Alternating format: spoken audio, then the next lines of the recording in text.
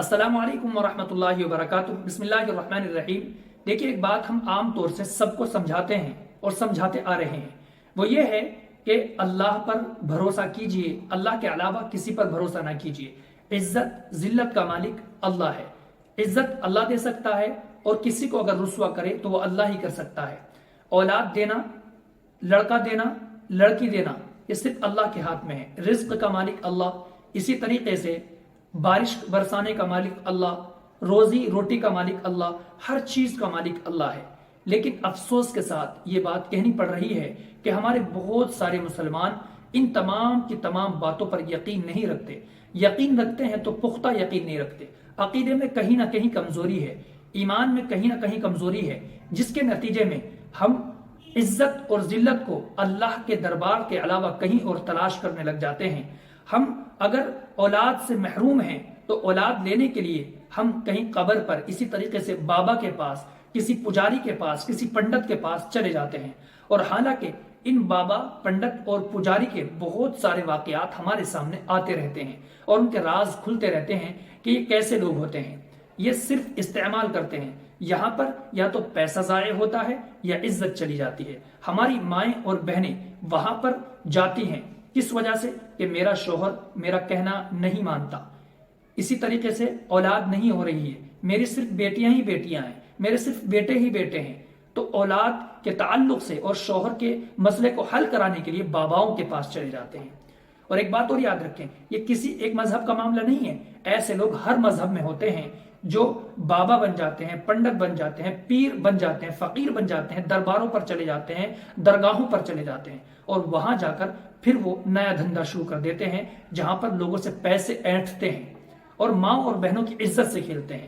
اسی سلسلے اور اسی کڑی کا ایک شخص جو مرچی والے بابا کے نام سے اس وقت ٹرینڈ کر رہا ہے، بھوپال کا یہ رہنے والا، جس کا راز سب کے سامنے کھل چکا ہے کہ اس نے ایک بہن کے ساتھ ریپ کیا ہے۔ اولاد یا مال یا کسی بھی مسئلے کو سلجھانے کا جھانسا دے کر کے اس نے اس بہن کے ساتھ ریپ کیا ہے، اور اس کو اب گرفتار کیا جا چکا ہے۔ ابھی نہیں، اس سے پہلے بھی کئی واقعات ہمارے سامنے آئے جس سے ہمیں یہ پتا چلا کہ یہ لوگ کیسے ہوتے ہیں اور کیا کیا یہ لوگ کرتے ہیں، کس کس طریقے سے لوگوں کا بیوقوف بناتے ہیں، ماں اور بہنوں کا بیوقوف بناتے ہیں۔ اس لیے اگر میری گفتگو ہمارے بھائی سن رہے ہیں تو ماں اور بہنوں کو ان باباؤں سے بچا کر کے رکھیں، اور بہنیں سن رہی ہیں تو بہنوں سے گزارش ہے، خدا کے واسطے اللہ کے علاوہ کسی پر بھروسہ نہ کریں، صرف اللہ کی ذات ہے۔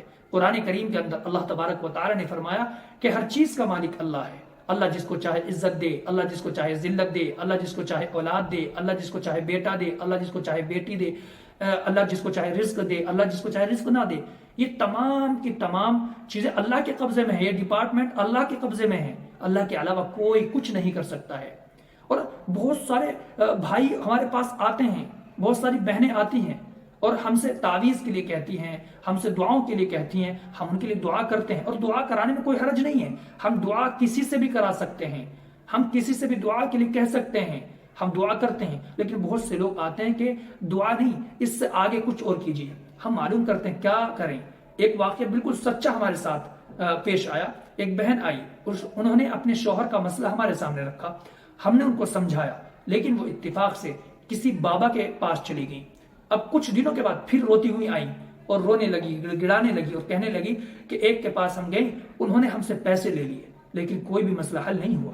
ہم نے ان سے کہا کہ یہ بات تو ہم نے آپ کو پہلے سمجھائی تھی، یا تو پیسہ جائے گا یا عزت جائے گی۔ یہاں پیسہ گیا اور مرچی والے بابا کے پاس عزت گئی۔ اور اسی طریقے سے بہت سارے بابا، پیر، فقیر ہیں، یا تو وہ پیسہ لیتے ہیں یا پھر عزت لیتے ہیں۔ تو ہمیں ساودھان رہنا ہے، ہمیں بچنا ہے، اپنی ماں اور بہنوں کو بچانا ہے، اپنے آپ کو بھی بچانا ہے۔ ہم امید کریں گے کہ آپ ہماری اس گفتگو کو سننے کے بعد الرٹ ہو جائیں گے، چوکس ہو جائیں گے اور بات کو سمجھ جائیں گے۔ اللہ سے دعا کیجیے، اللہ عمل کی سمجھ کی توفیق عطا فرمائے۔ السلام علیکم ورحمۃ اللہ وبرکاتہ۔